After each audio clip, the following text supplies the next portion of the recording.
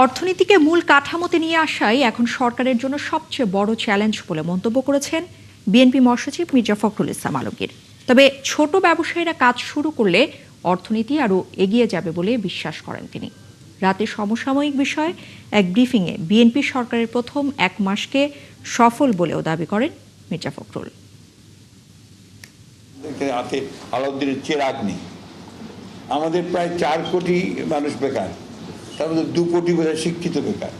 তো চ্যালেঞ্জ ওই জায়গায়, এটাকে যত দ্রুততার সঙ্গে সামলানোর চেষ্টা করছি যে আপনার ইকোনমিকে এমন একটা জায়গায় নিয়ে যাওয়া যেখানে জব অপরচুনিটিস ক্রিয়েট করা যায়, ইকোনমিকে এমন একটা জায়গায় নিয়ে যাওয়া যেখানে আপনার আমরা বাইরে থেকে যে আয় করছি সেটাকে বাড়ানো যায়, শিল্প কলকারখানা বাড়ানো যায়। এটা এত দ্রুত তো হবে না, একদিনে তো হবে না। তো এইভাবেই কিন্তু আমরা আস্তে আস্তে আমরা উই ক্যান প্রসিড। তো ধৈর্য ধরলে সবই পারা যাবে।